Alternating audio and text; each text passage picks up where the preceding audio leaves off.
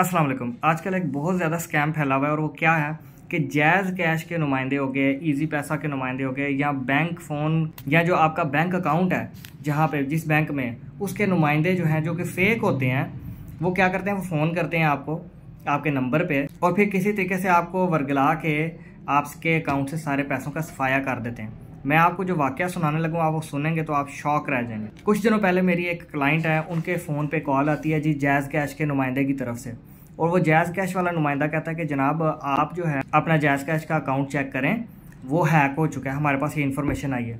अब मेरी क्लाइंट ने जब ये बात सुनी तो वो परेशान होगी, जाहिर है उसके अंदर पैसे होते हैं, इतनी मेहनत से कमा के रखे गए होते हैं, जब बंदा ये खबर सुनता है तो परेशान हो जाता है। उन्होंने वो जनाब ऐप ओपन की और देखा तो उन्हें लगा कि वाकई हैक हो गई है, क्योंकि कुछ ट्रिक्स थी वो उन्होंने की हुई थी जैज़ कैश के नुमाइंदे ने। फिर उन्होंने कहा अच्छा अब इसको ठीक कैसे करना है, इस खातून ने पूछा। देखा वो बात जो है ना, उसके साथ अब कम्युनिकेशन कैसे चल रही है।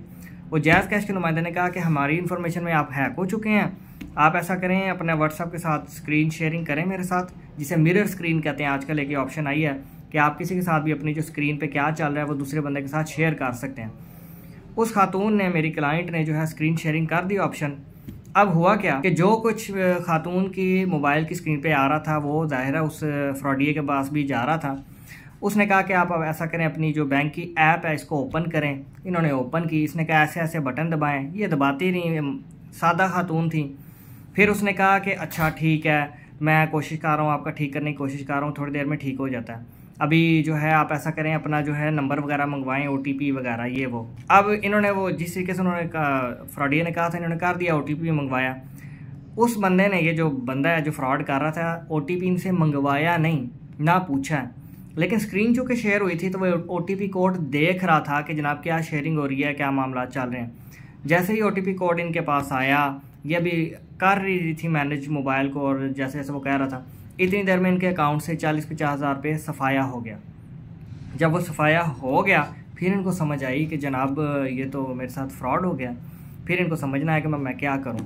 तो ऐसे लोगों को वर्गलाया जाता है, फिसला के कि फ्रॉड में ला के, बातों में फंसला के आपके पैसे सारे सफाया कर दिया जाता है।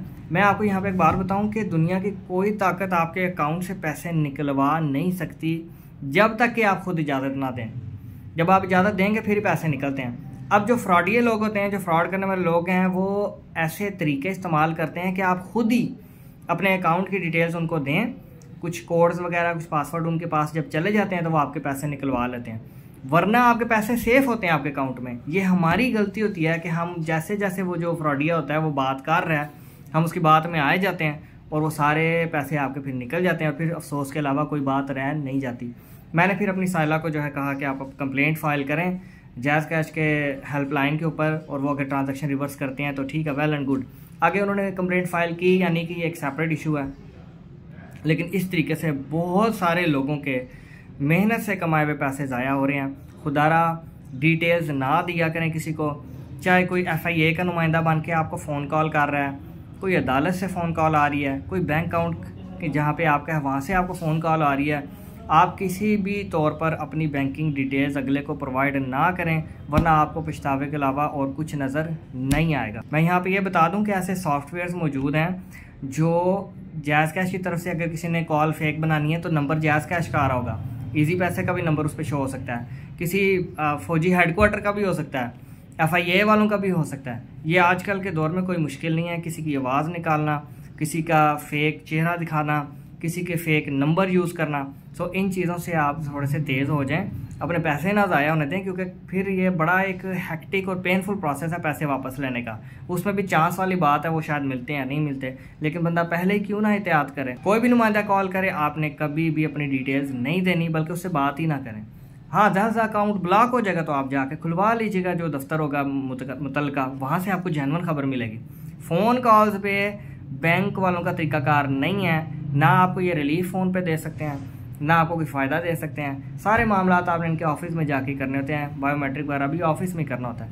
अगर आपको कोई फ़ोन कॉल आ रही है तो वो 110% फेक है। कंसल्टेशन का स्क्रीन पर नंबर दिया हुआ है, राब्ते के चार्जेस लागू हैं। Thank you very much.